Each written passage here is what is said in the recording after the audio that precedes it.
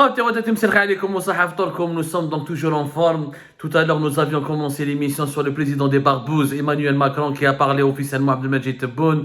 Le discours a changé, le temps a changé. L'hostilité du régime algérien. الرجولة. الشهوة والشهامة تاع الرجيم النظام الجزائري. كانوا يسبوا في فرنسا ويترجلوا مع فرنسا. Lorsque Abdelmadjid Tebboune a parlé directement à Emmanuel Macron, le temps a complètement changé. Avec la virilité excessive ou avec la brutalité ou avec la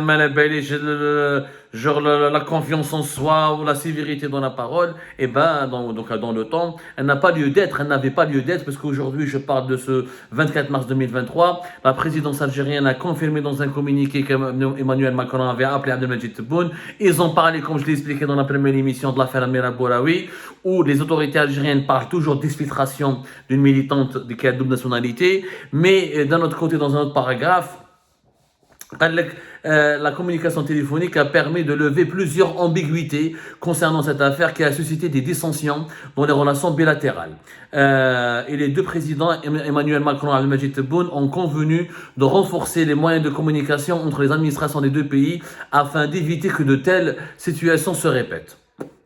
Et à cette occasion, le président de la République, Abdelmadjid Tebboune, a informé Emmanuel Macron du retour prochainement de l'ambassadeur algérien à Paris. Et choufou la mauvaise foi. C'est la mauvaise foi. D'abord, on parle de renforcer les moyens de communication. Encore une fois, comme je l'ai dit dans la précédente émission, c'est l'APS, le canal de communication officiel du gouvernement algérien et de l'État algérien qui a lancé de graves accusations contre les services secrets français et contre les autorités françaises.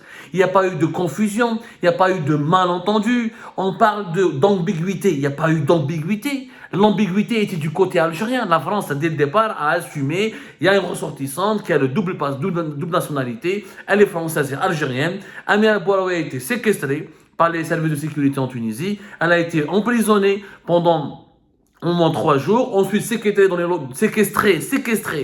les locaux de la direction générale de la police des frontières ou de la police aux frontières tunisiennes à Tunis. Et elle devait faire l'objet d'une procédure arbitraire d'extradition alors qu'elle n'avait même pas été encore jugée, alors que son procès avait été annoncé par un juge et qu'il devait avoir lieu à la fin du mois de février. Au regard de tous ces dépassements et des risques qui pesaient à l'encontre, qui mettaient des risques, des périls, voilà, les périls qui menaçaient directement l'intégrité physique de Amira Bouraoui, les autorités françaises ont décidé d'agir en protégeant une ressortissante française. Elle est où l'ambiguïté? Qu'on nous explique, elle est où l'ambiguïté? Il n'y a pas eu d'ambiguïté. En fait, ce communiqué veut nous faire croire qu'Abdelmadjid Tebboune, il a tenu tête à Emmanuel Macron, il a fait un bras de fer avec lui, il lui a demandé des explications. En fait, c'est juste pour maquiller, pour maquiller une nouvelle défaite du régime algérien.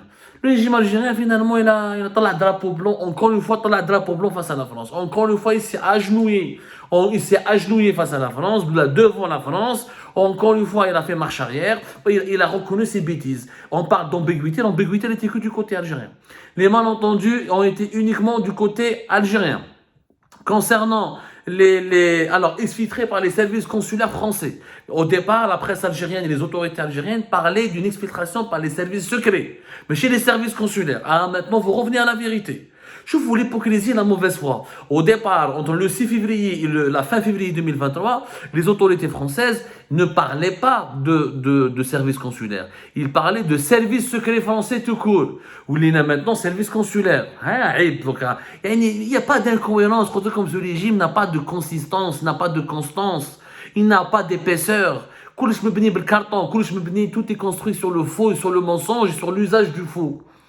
Quand Abdelmadjid Tebboune maintenant parlait directement à Macron, et Macron, on a vu quand même quand il parle au président étranger, il ne ménage pas, c'est quelqu'un d'assez frontal, d'assez direct. Il ne fait pas dans le politiquement correct, il caresse pas ses interlocuteurs dans le sens du poil, C'est quelqu'un qui va droit au but. Et Emmanuel Macron, je a fait des petits Tshisekedi, le président du Congo, Kinshasa, dans lors de cette conférence de presse, un échange vif, une polémique, et il riposte, il fait pas dans la dentelle, comme on dit. C'est quelqu'un qui vraiment, il défend ses arguments et ses idées, même s'il faut les défendre brutalement, il s'impose. Emmanuel Macron s'impose. Donc on imagine que la discussion avec Abdelmajid Tebboune n'était pas aussi calme que laisse apparaître ce communiqué de la présidence algérienne, parce que les dirigeants algériens, ils sont partis trop loin, c'était malade moto. Tu accuses les services secrets français de vouloir orchestrer la baie des cochons, de préparer un coup d'État ou de préparer un plan de renversement du régime algérien. Tu cites la baie des cochons de 1961. Et la DGSE voulait faire, selon les autorités algériennes, au régime algérien, ou la veut faire au régime algérien, ce que la CIA avait fait contre le régime castriste de Cuba. Ce sont des graves accusations. Où sont les preuves? Macron. Pourquoi Tebboune n'a pas sorti les preuves de cette barbouzerie?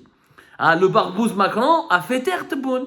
Il l'a fait taire, il l'a rappelé, parce qu'il l'a remis à sa place. Parce que, fermement, il n'y a pas d'ambiguïté, il n'y a pas de politique derrière. La France était obligée, le droit français incite et contraint les diplomates français à l'étranger de secourir des citoyens français quand leur vie est exposée à un danger. La Tunisie, c'est devenu un état de dictature, un état fantoche. Il n'y a pas d'état de droit. La dame Amira Bouallaoui, elle a quitté sa cellule de prison pour un délit mineur. Elle devait être jugée fin février. Elle a été séquestrée, arrêtée, manu militari en toute illégalité par des services de sécurité en civil, placée en détention séquestrée dans un lieu secret au départ, mais qui a été ensuite révélé par ses avocats dans les locaux de la direction générale de la police des frontières tunisiennes. En tout cas, elle devait faire l'objet d'une procédure illégale d'extradition. La France est intervenue pour secourir une ressortissante française. Maintenant, la France, c'est pas de sa faute. Amira Bouallaoui, elle a un passeport français parce qu'on a expliqué son ex-mari, le père de ses enfants, est un franco-algérien. Elle a hérité de la nationalité française. Donc, c'est pas Emmanuel Macron qui a rendu plaisir pour les beaux yeux d'Amira Bouallaoui qui lui a offert la nationalité française. Oui, c'est politique. La France a naturalisé une opposante algérienne pour narguer le pouvoir algérien. Elle l'a fait exprès, comme pour provoquer le régime algérien, pour provoquer l'Algérie, pour narguer l'Algérie. Je te dis oui. C'est pas le cas. Elle a hérité de la nationalité. Les lois sont comme ça. C'est comme si demain une Française se marie avec un Algérien, elle aura le droit de demander la nationalité algérienne. C'est possible d'hériter. Elle a des enfants algériens. Il y a un certain nombre, il y a des dispositions juridiques et réglementaires qui le permettent. Donc, il n'y a pas, à la fin, donc, les présidents français et algériens ont convenu d'examiner les voies et moyens de renforcer et de promouvoir la coopération entre les deux pays, notamment la visite d'État que devra effectuer le président de la République en France et de passer en revue des questions régionales et internationales d'intérêt commun. Finalement, tu peux en règle France. Et que tu des barbouzes. Écoute, ils veulent renverser le régime algérien, un baie de cochon, blesser les ennemis de l'Algérie, ou des lobbies, des barbouzes veulent mener l'Algérie à la rupture. Les autorités algériennes, le 9 février 2023, allez-y relire. Relisez plutôt la dépêche de la PS, qui restera dans les annales de la diplomatie mondiale. Ils ont menacé la France de rupture définitive.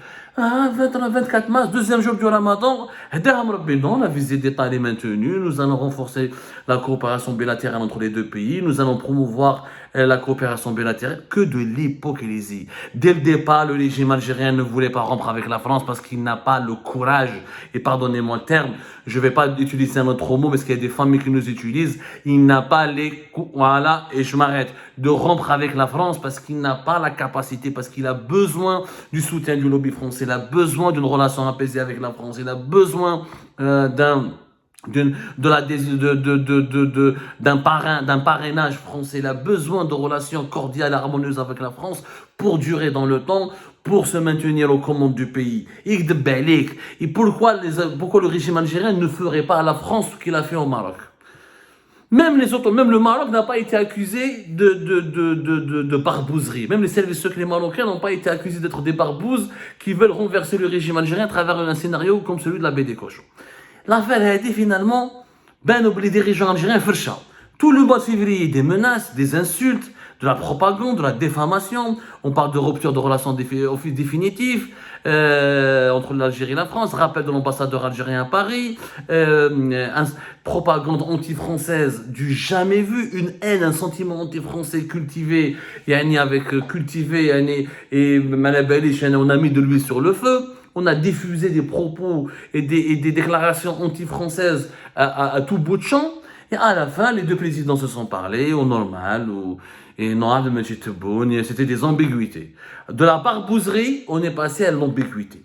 De la trahison, du plan de guerre, de la baie des cochons, on est passé à des malentendus, à des incompréhensions et à la nécessité de renforcer les moyens de communication afin d'éviter que de telles situations se répètent. Choufou, la différence, l'évolution du discours algérien en à peine un mois. En un mois, entre fin février et fin mars, la France, qui était l'ennemi de l'Algérie, qui étaient les barbouzes français qui voulaient renverser le régime algérien, sont redevenus les amis de l'Algérie, avec lesquels il faut parler, il faut communiquer, avec lesquels il faut s'entendre, avec lesquels il faut coopérer, avec lesquels il faut lever les incompréhensions. C'est du n'importe quoi. Jamais l'Algérie n'a été dirigée avec autant de légèreté, avec autant de contradictions, autant d'inconstance. C'est pas sérieux, personne ne nous prend au sérieux. Dès qu'il va février, tu menaces et tu accuses. Tu menaces de rupture de relations définitives et tu accuses la France et les services secrets français, qui est l'un des piliers de l'État français. Et bébé, tu n'as pas accusé un groupe privé, des industriels privés, tu as accusé les services secrets français. Vous vous rendez compte de la gravité? Et un mois après, ah non, on va coopérer, on va collaborer, c'est des malentendus, des incompréhensions, des ambiguïtés. Qui peut croire? Qui peut donner du crédit à un régime pareil? Ça relève de la... C'est irréaliste, c'est surréaliste ce qui se passe. Là, nous sommes dans la dimension de la psychiatrie. Là, franchement, nous sommes dans les troubles psychiques. On n'est plus dans une attitude de géopolitique. On n'est pas dans la géopolitique, ni dans la diplomatie. Il n'y a pas cette conduite, cette attitude, elle relève du trouble psychique. Ici, on a un dédoublement de la personnalité. C'est pas les mêmes personnes. Il y a un mois, Tebboune les dirigeants algériens, insultés, vilipendés, menacés la France. Un mois plus tard, ah non, c'était des ambiguïtés, malentendus, des incompréhensions. Ça veut dire quoi? Ça veut dire que là, vous avez utilisé l'affaire Amina Bouraoui et le sentiment anti-français, encore une fois, pour détourner l'attention de l'opinion publique interne, pour faire croire aux Algériens et aux Algériens que nous sommes une puissance régionale, que nous pouvons narguer la France, que nous pouvons affronter la France, que nous pouvons lancer un bras de fer contre la France, que nous pouvons réclamer des comptes à la France, des explications à la France, et que nous pouvons défier la France. Et un mois plus tard, finalement, Fercha. Les tonneaux vides, ce sont ceux qui font le plus de bruit. Les tonneaux vides, ce sont ceux qui font le plus de bruit. Comme un pot de chagrin, ça s'est dégonflé comme un ballon rempli d'air. Alors le régime algérien, aucune constance. Cette affaire, nous allons devenir la risée du peuple. Au moins, si vous étiez sérieux, au moins il fallait être sévère avec Macron. Nous avons demandé des explications à la France. Ce n'est pas comme ça qu'on agit. Au moins, parce qu'Emmanuel Macron, certainement, il va les savonner. Un passeport français, les Tunisiens voulaient lui faire du mal, on l'a secouru. Les services secrets français, il y a un ancien ambassadeur de France. Vous pensez que les services secrets français, les enfants des généraux et les milliardaires algériens qui vivent en France pour aller utiliser Amina Bouraoui, simple gynécologue qui ne connaît Maskina, mais elle ne fait même pas peut-être la différence entre la première région et la deuxième région militaire. Soyons sérieux. C'est du foutage de gueule ce qui se passe. Est-ce que maintenant le régime algérien va tirer les leçons? Est-ce qu'il va tirer les leçons de cette histoire? Je ne le crois pas. Je ne le crois pas. C'est les incartades, les spectacles de mauvais goût, ça devient, c'est ridicule. C'est honteux et c'est ridicule. Et j'espère vraiment que le régime algérien va se remettre en cause et qu'il fasse au moins preuve de rationalité. Quand on est un dictateur, on n'est pas forcément obligé d'être bête et d'être idiot. Il faut être au moins, même quand on est totalitaire, il faut avoir une certaine forme d'intelligibilité, une certaine rationalité dans la conduite des affaires de l'État. Et on ne trouve plus cette rationalité. Vive la barbouze. Voilà les barbouzes français qui redeviennent les meilleurs amis de l'Algérie. Merci le mois de Ramadan. T'es comme ça, comme demain, Inch'Allah.